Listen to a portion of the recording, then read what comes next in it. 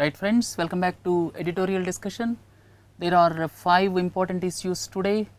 The first one is demonetization and GDP growth. Both are inconsistent. We are going to deliberate on whether really there is effect of demonetization on GDP growth. Then the second point is with regard to hotter summer ahead. In this context, we would like to throw some light on El Nino. What is exactly you understand by El Nino? Third one is tenancy laws. Are they responsible for the plight of agriculture in our country? That we are going to deliberate in the third article. The fourth article is with regard to human rights. Now human rights are being threatened just like 1930s. We are going to deliberate on that. Then the fifth issue is biodiversity. What exactly you understand by biodiversity and ecosystem? These aspects we are going to deliberate. The first one is with regard to GDP. Resilience reaffirmed. Here the editorial of the Hindu probably not tracked certain aspects, and I would like to throw some light on certain aspects. And before going ahead, you should have clear difference between GDP and GNP. GDP is the total monetary value of all the finished goods and services produced within a country's borders in a specific time period, within country's borders. That is very important. So, GDP is basically consumption plus government expenditure, then private investment, net exports. So, this constitute gross domestic product. Most important aspect is it is the total monetary value of all the finished goods and services. Why I used finished goods and services? This is another important area, and before going into what is finished goods and services, please do not forget we have to compare it with the previous year, then we will get GDP growth. So, now the news item is there is a 7% growth. So, 7% in the third quarter of 2016-17 in comparison to third quarter of 2015-16. So, GDP growth is compared with the previous period of the last year. That is one part. Second part is finished goods and services. I gave one example. Here only the value of biscuits is taken. You see, without using anything else. Let us take for example, wheat is converted to wheat flour. Wheat flour is converted to biscuits. Let us forget about sugar and other additives. Let us assume that wheat was finally made biscuits. So, here we take in GDP the cost of biscuits only. These are intermediate goods, we do not take them. So, only the finished product is taken. And another important aspect is gross national product. Gross national product is GDP plus income for the companies established by Indians abroad, at the same time minus by the companies, especially income for the companies established by foreigners in our country. So, this is known as factor income. So, GNP, gross national product, is gross domestic product plus factor income. Factor income is if Indians establish companies abroad, that income will be positive for our country, and if foreigners establish industry in our country, we have to negate it or we have to make it negative or minus. So, this is gross national product. Gross national product is GDP plus factor income, please do not forget. So, in a nutshell, gross national product is the value produced by the citizens oblique nationals of our country, right. And capital goods, consumer goods, the difference you should know. Frequently in economy you hear about capital goods, consumer goods. Capital goods are the goods used for producing other goods, and in a nutshell this shirt is consumer good, and the machinery required to manufacture this shirt is capital good. So, capital goods are the goods which are required to produce other goods. Capital goods normally involve high investment. So, here my shirt is consumer good and the machinery required to produce my shirt is capital good, right. Having learnt about capital goods, consumer goods, organized sector and unorganized sector. Organized sector means Indian Railways, BHEL, NTPC, then Vizag Steel, all these Salem Steel Plant, these are examples of organized sector, and unorganized sector is basically agriculture is totally unorganized and lot of construction activity is also unorganized, and stores or you can say shops at street corners are mostly in unorganized sector, car repair shops, cycle shops, these are unorganized sector, right. So, this is the difference between organized and unorganized sector. Let us come back to the article. GDP for third quarter, GDP expanded by 7%. Actually, people expected demonetization took place on November 8. People expected that because of demonetization, third quarter GDP will be somewhere around 6.5%, but belying all the expectations, here GDP clocked 7%, and for the overall year of 2016-17, it will be expected to be 7.1%. And please do not forget, during 2015-16, GDP has grown by 7.9%. Last year, it was 7.9%. And here, gross value added is 6.6%. I will come to what is meant by gross value added a little while from now. And agriculture surged 6%.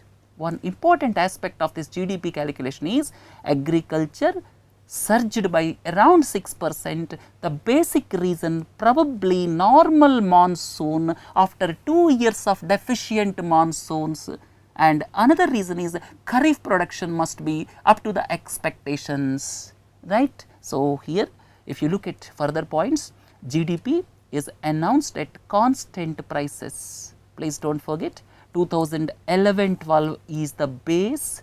So, taking 2011-12 as the base, whatever figures we are getting, that is GDP at constant prices. That means the meaning is the effect of inflation will not be there. So, you can say it is GDP at constant prices or real GDP. So, 2000 so, taking 2011-12 as the base, we calculate how much percentage GDP is increasing, and GDP is nothing but gross value added plus indirect taxes minus subsidies. So, an examination question can be asked, what will happen to GDP in comparison to GVA if indirect taxes are increased? If indirect taxes are increased, then the gap between GDP and GVA will increase.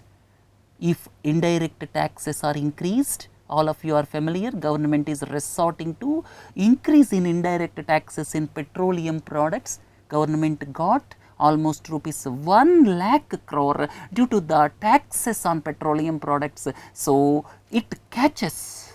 That is why GVA is the real figure. GVA reflects reality in economy in comparison to GDP. GVA reflects gross value added. So, if someone wants to know the real state of economy, you have to look at gross value added, but not at GDP. The reason is GDP, if you look at GDP, it do not reveal the clear picture of how many subsidies are involved, how much indirect taxes are involved. If you look at GVA, then indirect taxes, subsidies, you can know to calculate GDP. So, here the point I would like to tell you is, please understand this. Sometimes in preliminary examination or in any other examination, a critical question can be asked with regard to GDP and GVA. But the interesting point to note here is, if you know this equation, then you can easily answer that question. So, when indirect taxes are increased, then what will happen? Then the gap between GDP and GVA will increase, right. Now, everyone expected that GDP will come down, but it has not come down. What are the probable reasons? I listed out 3 points. here there are several contradictions. One contradiction is, as per the GDP report, there is a sharp pickup in the manufacturing sector.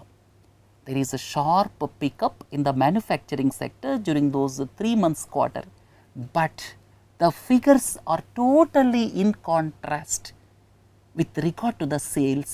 If you look at the two-wheeler sales, if you look at the car sales, if you look at the FMCG, that is the fast moving consumer goods like soaps, brush and all these things. So, if you look at the sale of these goods, they reduced, but there is pickup in manufacturing.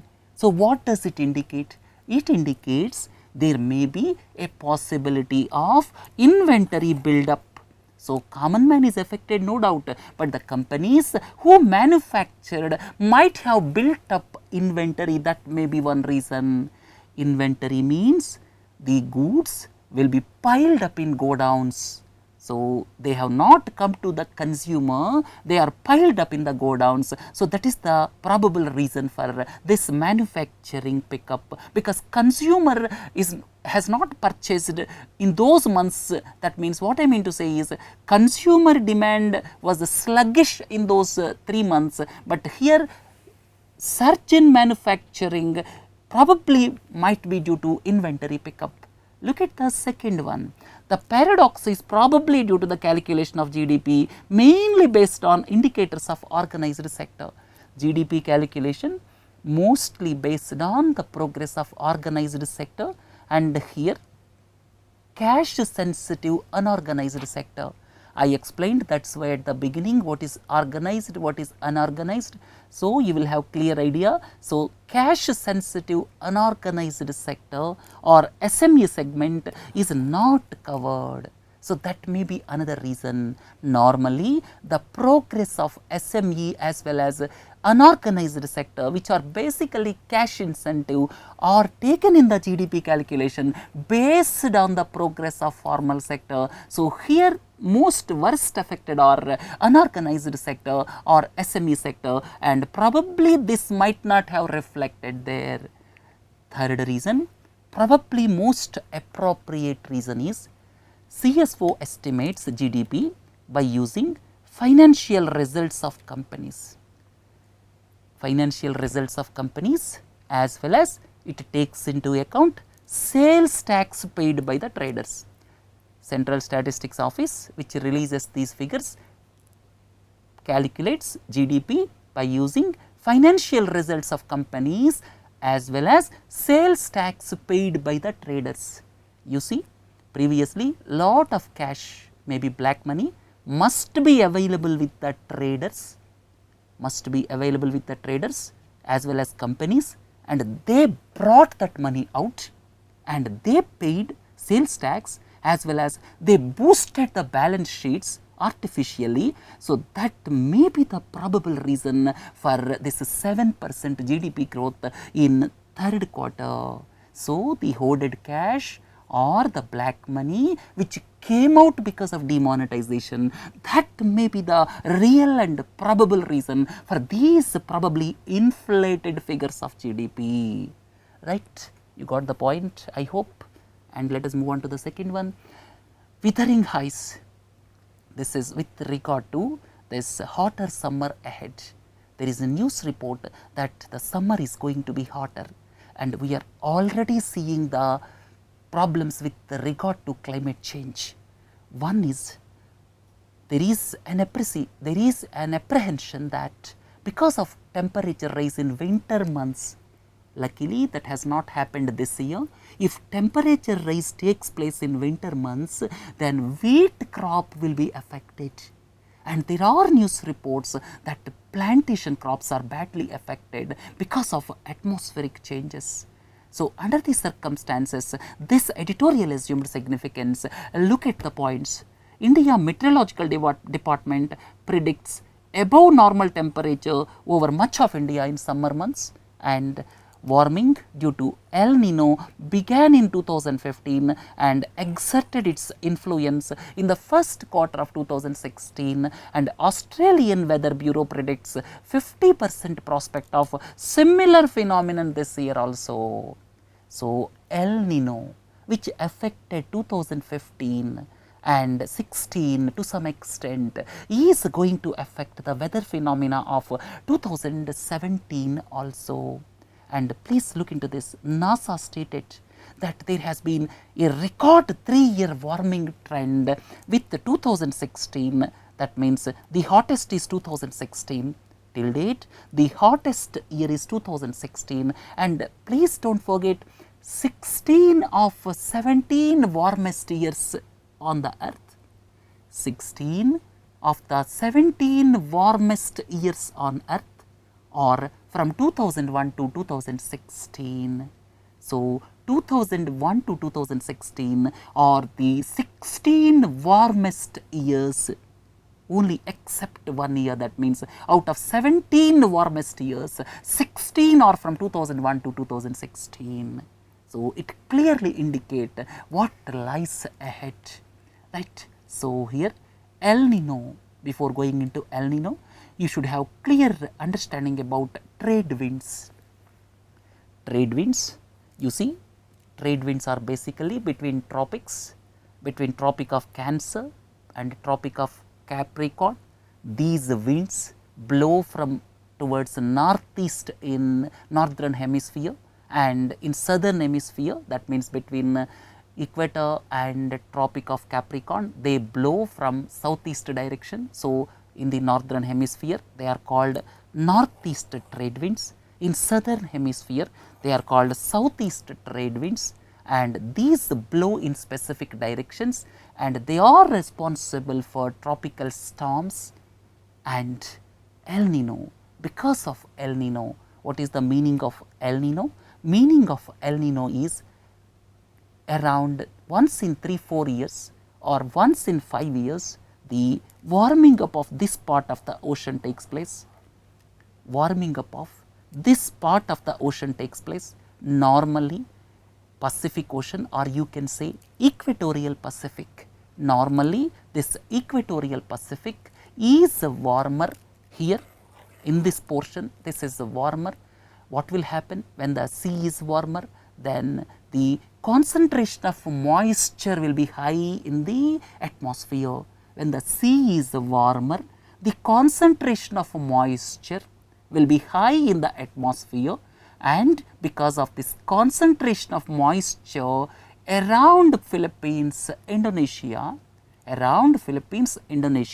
these trade winds, by taking specific pattern, will result in storms at specific part of the year, and normally the atmosphere will go on the expected lines. But in some years what happens? Some of the years this warming up of the ocean takes place nearer to the coast of South America, near equatorial region. Because of warming up of these oceans, moisture will be there in the atmosphere above South America, near equatorial region. So, what happened? The moisture increased above South America in this region in the atmosphere. Previously it used to be here, normal years it will be here, and in the El Nino years the atmosphere in the moisture in the atmosphere will increase above South America, and that affects the trade winds, and subsequently it changes the normal atmospheric patterns. There may be heavy rains in South America, and at the same time forest fires and drought conditions in Australia. And another problem with the warming up of the ocean here is, because of the warming up of ocean here, another problem associated with that is marine creatures will also be affected. There are two reasons. Weather pattern will be affected, normal weather pattern will be affected. Second one is, here in this part of the world, marine creatures will also be affected. So, this is all about El Nino I have given here, and El Nino is only a minor factor in the overall rise of global temperatures. And major factor is of course rise in greenhouse gases because of the burning of fossil fuels. Please don't forget. Right. So, need of the hour is water harvesting, water conservation measures and expanding tree cover is the need of the hour. And please look into this news item that India has classified 2016 as the century's warmest year with increase of 0.91 degrees centigrade over the long term average, whereas global increase is 0.99 degrees centigrade. And the need of the hour is water harvesting, water conservation measures, expanding tree cover, reducing the burning of fossil fuels, of course, switching over to non-conventional sources of energy or renewable sources of energy, and world must shift away from high emission pathways. What is the meaning of high emission pathways? The meaning is world must shift away from burning of fossil fuels towards renewable energy and adopt leapfrogging technologies. That means which can have radical changes. Those technologies must be adopted. Then surface irrigation facilities through ponds. If you create ponds, the distress will be reduced. That is why Mahatma Gandhi Narega is also giving emphasis for the creation of ponds. Then if you see what is to be done in this summer, school examinations very important, they have to be scheduled based on the pattern of summer temperatures, they must be completed well in advance. Then summer vacations must be planned. Then urban water distress is staring at the face of India. Several reservoirs in cities have dried up. So the need of the hour is to look at urban water distress, and farmers necessary measures must be taken to protect cattle, and at the same time drinking water may be problem in several villages and government should preempt what is to be done. Right, this is all about rise in temperatures, basically reduce the burning of fossil fuels, that is the need of the hour. Look into one important aspect, food on its own terms. This important article why I called is because it has got relevance not only for Kerala but for the entire country. And here the article says Kerala is producing just 1/8 of its requirement. When you look at rice, in Kerala the staple food is rice, and Kerala is producing just 12% of its requirement. Remaining 88% is being taken from other states. What does it indicate? It shows something wrong with agriculture. And here the basic problem as cited in this article is tenancy laws. I have thrown some light with the experiences of various states. Tenancy laws. What is meant by tenancy? This is a serious problem in agriculture, and I have listed here various measures in vogue in various states. That means with regard to tenancy laws, what are the present rules and regulations in vogue in various states, and if I am wrong please correct me because this is taken from 2-3 articles with regard to tenancy laws, not from this article. And here basic problem in agriculture is, if I am the landlord, let us assume I am the landlord, normally I do not do agriculture, I give land on lease to somebody. I am the landlord, I do not do agriculture, I may be settled in Hyderabad, Bangalore or somewhere, and I give my land on lease to somebody.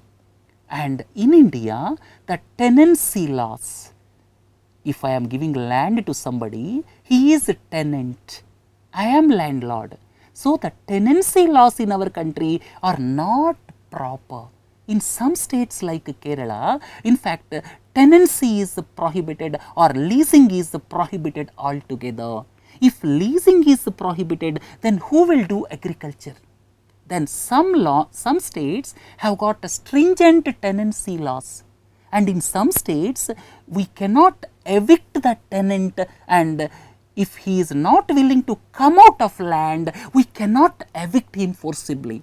Because of all these laws, in India what is being happened is landlords are giving land on lease to the tenants unofficially. Because of unofficial agreement between landlord and tenant, tenants are not able to access agricultural credit, they are not able to access insurance. So, these are the structural problems in our country which must be rectified immediately. Right. So, this is the basic problem in agriculture. That is why the relation between landlord and tenant is unofficial even today also in several states, fearing evacuation of the person from the land, because in some states it is not possible to evacuate the tenant if there is some authorized document, and the biggest problem here is tenant is not able to access agriculture credit or insurance.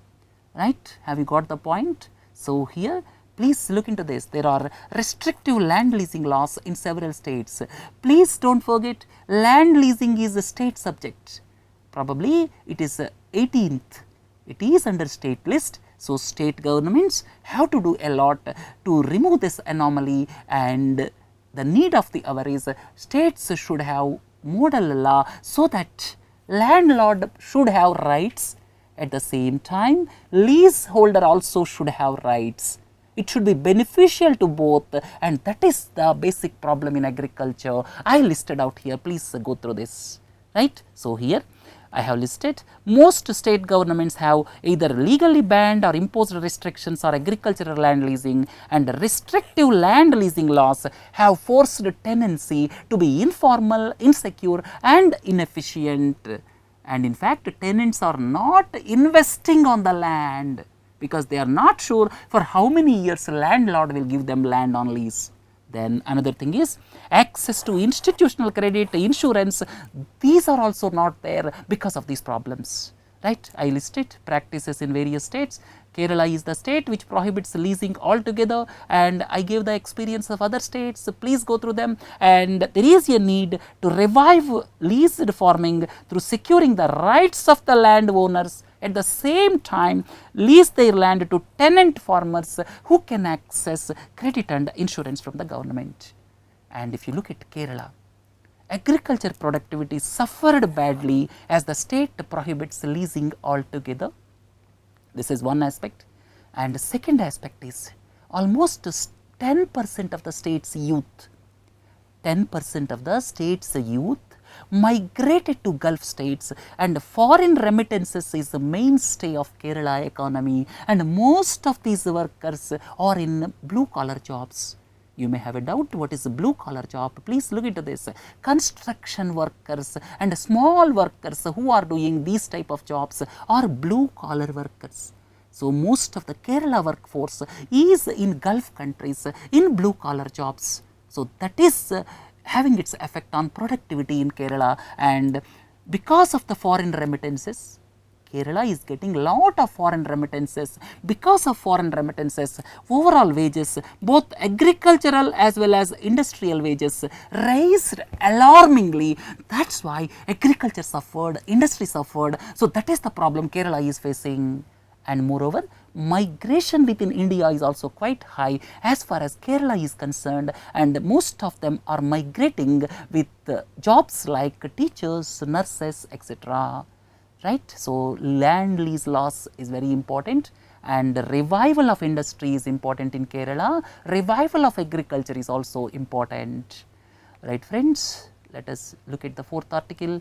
Yesterday, once more, this is the report on this Amnesty International's report on the rights scenario as on date, human rights. It talks about human rights. And this Amnesty International, this is a London based organization, and this gave recent report, and as per this report, the present global scenario is totally against the core ideals enshrined in 1948 Universal Declaration of Human Rights. After the Second World War, United Nations drafted Universal Declaration of Human Rights, that is in 1948 December 10, and now the global situation is almost against the Universal Declaration of Human Rights, and that is as per the Amnesty International report.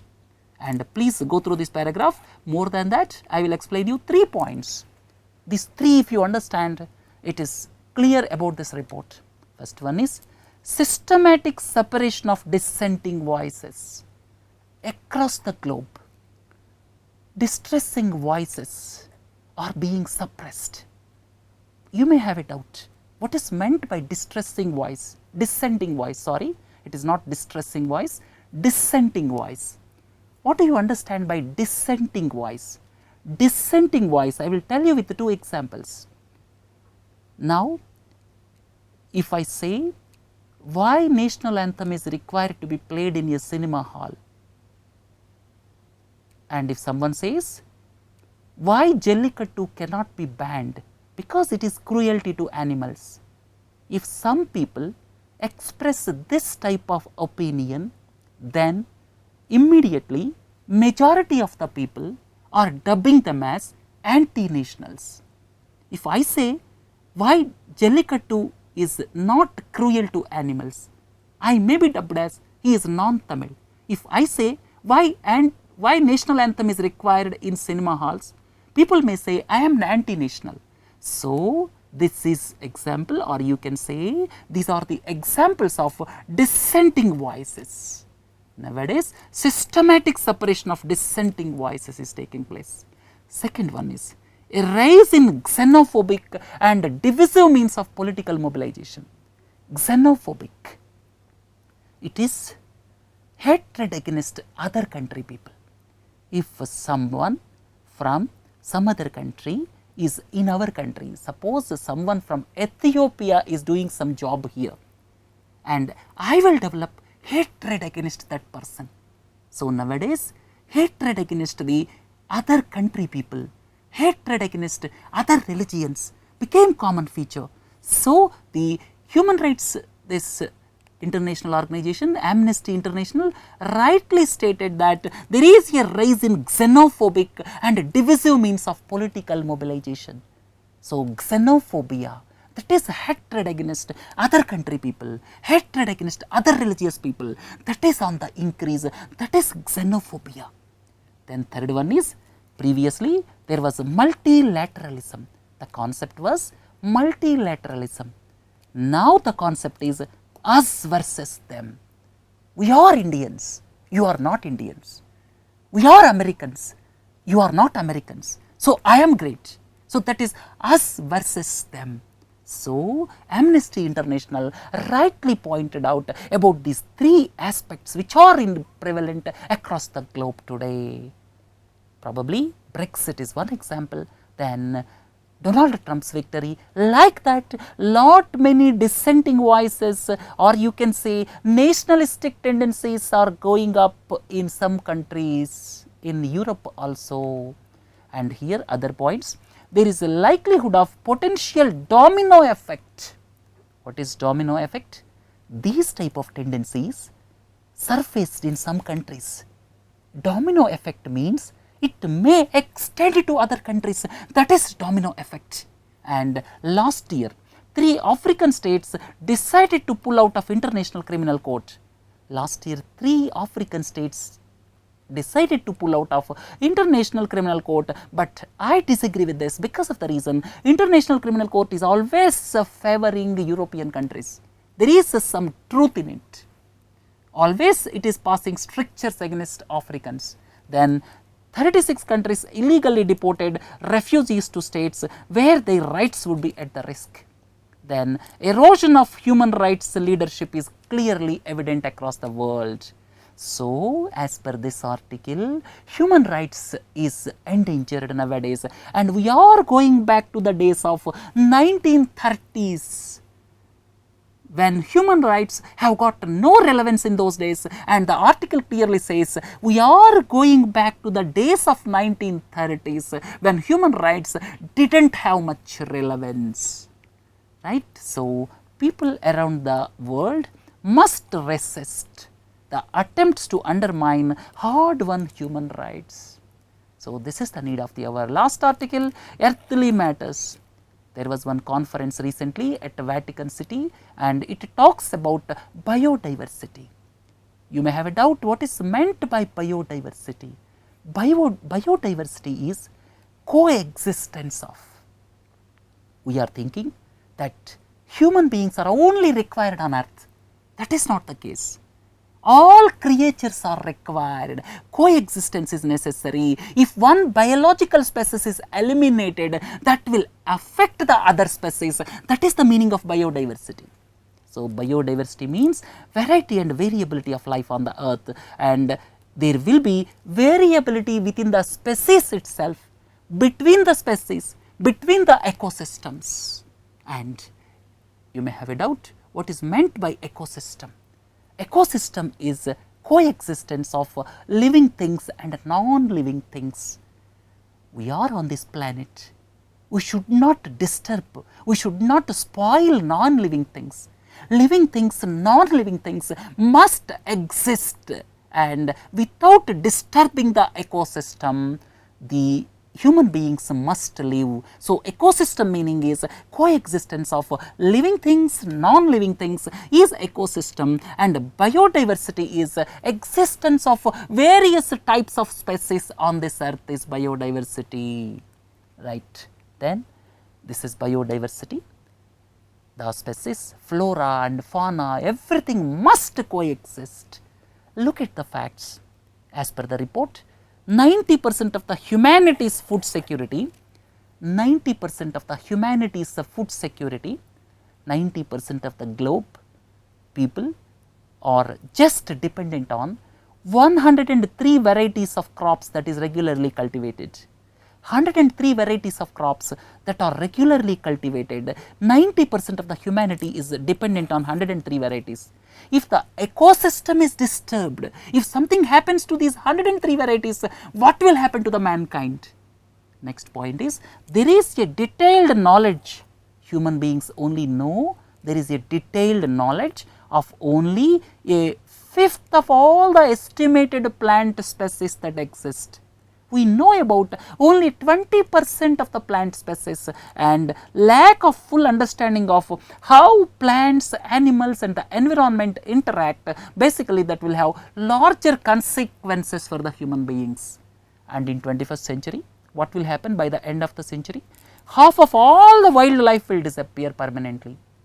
Half of all the wildlife will disappear permanently by the end of this century, and there is a threat to services like water, food, medicines, flood control, all these things. And as the planet's population continues to go and continues to grow and resource mobilization consumption rises, similarly the rate of species loss will also accelerate, right. So, major threats.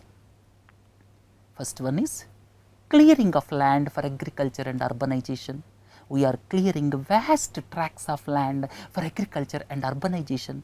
Then spread of alien species, pests and disease causing organisms. As we are destroying forests, as we are destroying their natural habitats, they are coming to the unknown habitats.